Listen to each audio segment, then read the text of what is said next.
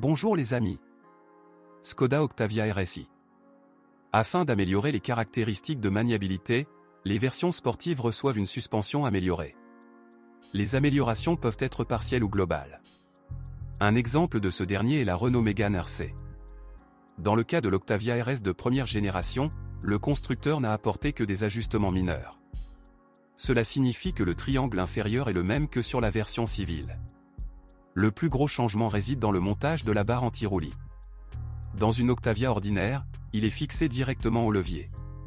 En termes de fiabilité, c'est la solution la plus appropriée, mais en termes d'efficacité, elle a ses limites.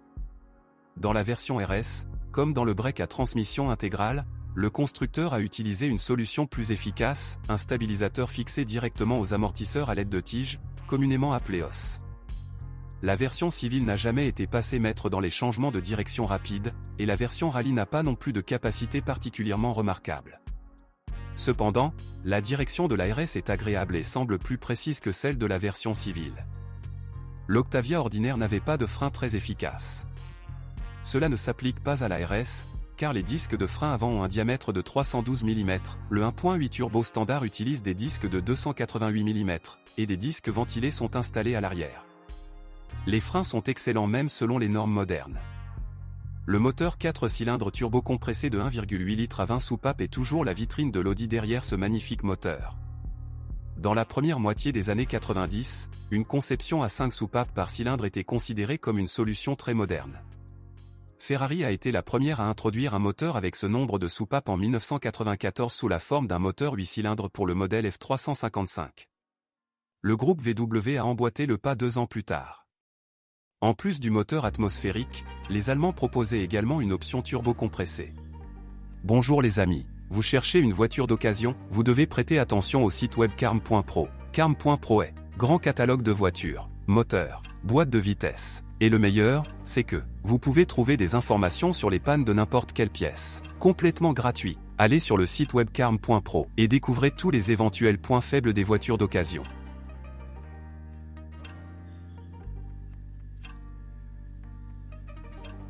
La version standard du moteur turbo produisait 150 chevaux, mais l'Octavia RS était équipée d'une version AUQ plus puissante d'une puissance de 180 ch. Les deux versions ont le même taux de compression de 9,5, mais une pression de suralimentation différente, naturellement plus élevée dans la version 180 ch. Par conséquent, pour le moteur le plus puissant, il est recommandé d'utiliser un carburant avec un indice d'octane de 98, alors qu'un moteur de 150 chevaux en a besoin de 95. Une autre différence est la pédale d'accélérateur électronique. Le moteur de 150 chevaux, quel que soit l'étiquetage et les normes d'émission, utilisait une commande d'accélérateur mécanique.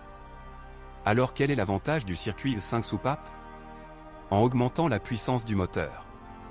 Cela dépend non seulement du volume utile, mais aussi du taux de renouvellement du mélange dans les cylindres. Plus il y a de soupapes, plus le mélange pénètre dans la chambre de combustion dans le même laps de temps. 3 soupapes d'admission auront toujours une section transversale plus grande pour l'écoulement du mélange que 2 soupapes. Aujourd'hui, l'utilisation de 5 soupapes par cylindre dans les moteurs à injection directe n'est pas possible en raison de l'espace requis pour accueillir l'injecteur de carburant. La version turbo-compressée à 20 soupapes se passe de système de calage variable des soupapes.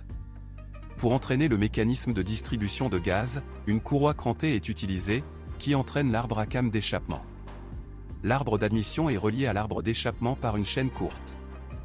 Sur certaines séries de moteurs, le constructeur a prescrit le remplacement de l'entraînement de distribution à 180 000 km. Pour les autres voitures, l'intervalle était plus court, 120 000 km.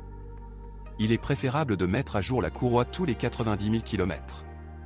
Le kit de haute qualité proposé par INA comprend, en plus de la courroie et des rouleaux, une pompe à eau, un tendeur excentrique et un amortisseur de vibration. En cas de kilométrage élevé, il peut être nécessaire de remplacer la chaîne auxiliaire courte reliant les arbres à cam. Le 1.820 V turbo est non seulement incroyablement chanceux, mais aussi fiable. Le dysfonctionnement le plus courant est probablement la défaillance des bobines d'allumage. Le problème est que l'électronique de commande ne peut pas reconnaître quel cylindre ne fonctionne pas et donc couper l'alimentation en carburant de celui-ci. Il en résulte une charge thermique excessive sur le pot catalytique, qui peut le détruire. Le moteur nécessite des vidanges d'huile régulières, qui doivent être conformes aux spécifications VW50500 et 50501 et à la classification SAE 5WE30, 15WE40. Les moteurs dont les propriétaires ont négligé l'entretien dans le passé peuvent subir une usure des butées du vilebrequin. Ceci est dû à un panier d'aspiration de la pompe à huile obstrué. Il existe une opinion selon laquelle sa forme en L peu réussie contribue au problème. De plus, le canal de retour d'huile du roulement du turbocompresseur peut se boucher. Cependant, ces défauts sont assez rares, et de nombreux exemplaires ont encore le moteur d'origine sous le capot. Le moteur turbo était couplé à une transmission manuelle à 5 vitesses avec des rapports très longs. Le moteur à couple élevé permettait d'accélérer facilement à partir de 110 km/h. Aujourd'hui, une telle agilité surprendrait peu de gens, mais il y a près de 20 ans, c'était un miracle. La première RS a été produite jusqu'en 2005. La même année, l'Octavia de deuxième génération était proposée, mais jusqu'à présent sans la version RS. Même les spécimens les plus jeunes ont aujourd'hui plus de 14 ans. L'époque où les prix des voitures étaient au plus bas est révolue depuis longtemps. Il existe 2 groupes de modèles sportifs sur le marché. Le premier est représenté par des copies modifiées, souvent éloignées de l'original. C'est juste que de nombreux propriétaires pensaient qu'ils devraient améliorer leur voiture d'une manière ou d'une autre. Mais il est peu probable que de tels échantillons aient une quelconque valeur aujourd'hui. Surtout quand nombre d'entre eux ont une vie difficile et des centaines de milliers de kilomètres derrière eux. Même les équipements les plus résistants ne survivront pas dans de telles conditions. Le deuxième groupe est constitué de bonnes voitures en état d'origine et avec un faible kilométrage. Un vrai morceau savoureux. Le problème est qu'ils sont peu nombreux, et dès qu'ils sont mis en vente, ils disparaissent aussitôt, malgré leur coût assez élevé. Et l'année de fabrication n'a généralement pas d'importance. Il ne devrait y avoir aucun problème avec les pièces de rechange. Škoda fournit une gamme complète de pièces de rechange pendant au moins 15 ans après l'arrêt de la production d'un modèle. Étant donné que l'Octavia Tour a été produite jusqu'en 2010, de nombreuses pièces de rechange d'origine seront encore disponibles pendant un certain temps. Si vous connaissez d'autres dysfonctionnements de modèles, assurez-vous d'en parler.